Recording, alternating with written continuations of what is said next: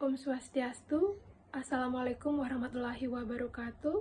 Salam nama budaya, salam harmoni, salam sejahtera untuk kita semua. Perkenalkan, nama saya Kadek Leni Widiartini dengan nomor induk mahasiswa 2323071013. Adapun di sini saya akan membahas mengenai mind mapping yang sudah saya buat, yaitu tentang realisme dan implikasinya dalam pendidikan. Baik, saya akan mulai dari pengertian realisme itu sendiri.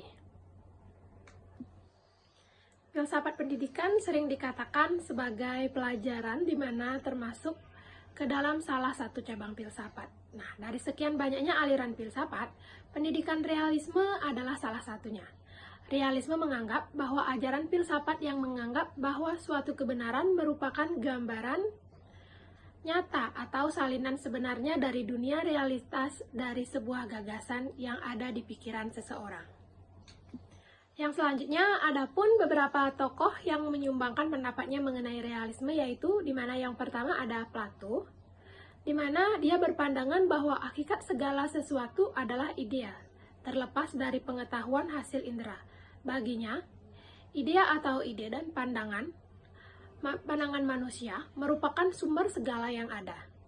Yang kedua ada John Locke, di mana John Locke berpandangan pengalaman ada dua, yaitu pengalaman lahiriah dan pengalaman batiniah. Yang selanjutnya ada konsep filsafat pendidikan realisme, meliputi konsep realis metafisika, realis epistemologi, dan realis aksiologi.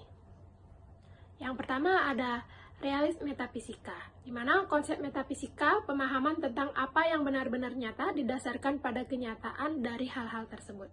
Semua objek terdiri dari suatu materi yang merupakan dasar dan semua keadaan.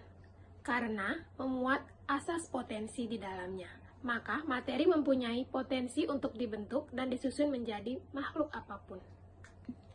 Yang selanjutnya ada realis epistemologi, di mana ketika manusia berusaha mengetahui tantangan realitas, mereka berusaha mengetahui sifat-sifat dasar seperti struktur manusia dan masyarakat.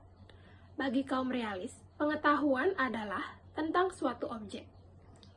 Objek kognitif atau pengetahuan melibatkan interaksi antara pikiran dan dunia luar pikiran kita.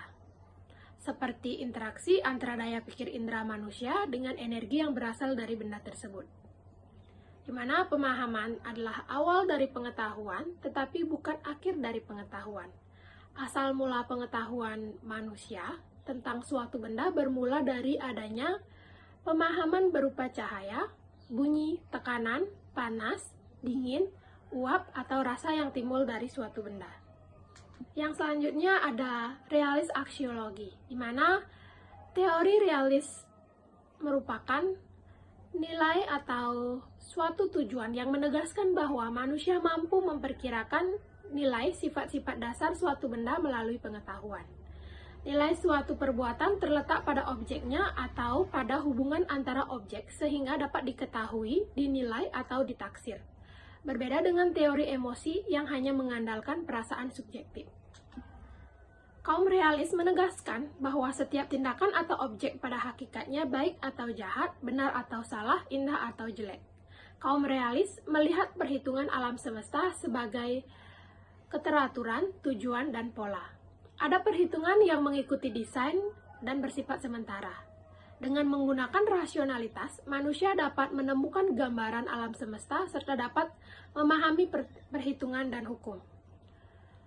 Tujuan pengetahuan adalah membantu manusia mengenali pola-pola yang berlaku dalam realitas dan mendorong penyesuaian terhadap pola-pola tersebut dengan menjunjung rasionalitas sebagai ciri berbeda dan definisi kekuatan. Kaum realis berusaha mendorong manusia untuk membentuk nilai-nilai dalam menjaga struktur realitas. Yang selanjutnya adapun implikasi realisme dalam dunia pendidikan. Realisme memberikan sumbangan yang besar terhadap teori perkembangan pendidikan, khususnya filsafat pendidikan. Realisme memberikan implikasi pada pendidikan, di mana realisme menekankan pada pembentukan peserta didik agar mampu melaksanakan tanggung jawab sosial dalam menjalani kehidupan bermasyarakat. Baik, sekian yang dapat saya sampaikan mengenai realisme dan implikasinya dalam pendidikan. Apabila ada salah kata, saya mohon maaf. Akhir kata saya tutup dengan Paramesanti. Om Santi, Santi, Santi Om. Wassalamualaikum warahmatullahi wabarakatuh. Terima kasih.